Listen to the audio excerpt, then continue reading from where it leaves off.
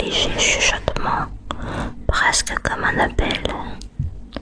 Intrigué, il suivit le son jusqu'au fond de la bibliothèque, où il découvrit une vieille porte de bois qu'il n'avait jamais remarquée auparavant.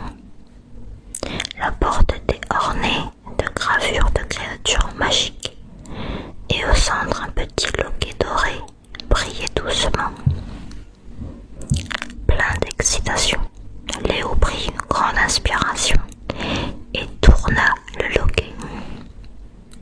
La porte s'ouvrit lentement sur un monde incroyable. Devant lui s'étendait une clairière baignée de lumière dorée, où les fleurs chantaient et les arbres murmuraient des histoires du passé. Bienvenue dans le royaume des rêves, jeune explorateur, dit d'une voix joyeuse.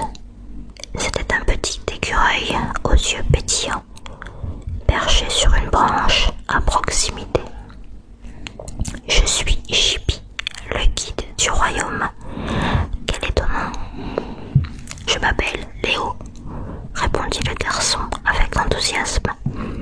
Je ne savais pas qu'un monde aussi magique existait derrière la bibliothèque. Oh, il y a tant de merveilles ici que peu d'humains ont la chance de voir, expliqua Chippy en sautillant de branche en branche. Suis-moi et je te montrerai des choses extraordinaires.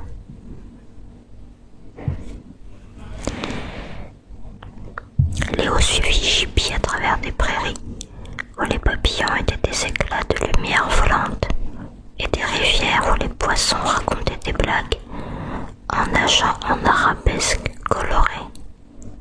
Ils rencontrèrent bientôt une licorne majestueuse nommée Luna, dont la corne scintillait comme un arc-en-ciel. « Salut Léo, dit Luna avec une voix douce comme le vent d'été. Nous avons besoin de ton aide.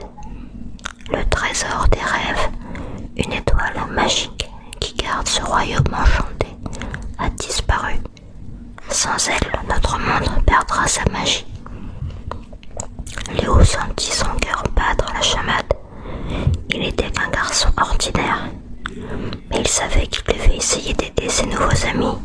« Je ferai de mon mieux pour retrouver l'étoile, déclara-t-il avec détermination. Guidé par Chippy et Luna, Léo partit à l'aventure à travers des forêts de cristal et des montagnes de nuages. En chemin, ils rencontrèrent un dragon très sage, nommé Ignatius, qui leur donna une carte spéciale menant à la cachette des brumes où l'étoile était gardée. « Prends cette amulette, Léo, dit Ignatius. Elle te donnera le courage dont tu as besoin. » Avec l'amulette autour de son cou, Léo se sentit plus courageux que jamais. Ils suivirent la carte jusqu'à la cachette des brumes, un endroit mystérieux. Là, ils découvrirent l'étoile magique, brillamment illuminée au sommet d'une tour. Mais une créature sombre, un troll grincheux, gardait l'entrée. Personne ne passe, grogna-t-il d'une voix rugueuse. Léo eut une idée. Se souvenant d'une histoire sur l'amitié et la gentillesse, il s'approcha du troll avec un sourire. « Cher troll, nous avons besoin de l'étoile pour sauver le royaume. Peut-être pourrions-nous t'aider aussi. » Surpris par la gentillesse de Léo, le troll hésita. « Eh bien, je suis seul ici, dans le brouillard. Si vous me promettez de revenir jouer avec moi, je vous laisserai passer. » Léo promit. Avec l'aide de Chippy, Luna et Ignatius, il récupéra l'étoile et la ramena à sa place dans le ciel nocturne. Le royaume retrouva sa lumière éclatante et tous les habitants fêtèrent le courage et la générosité de Léo. De retour à la bibliothèque, Léo savait qu'il avait gagné des amis pour la vie.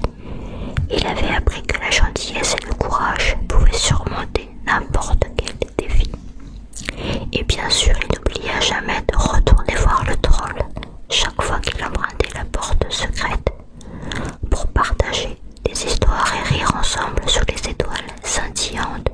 royaume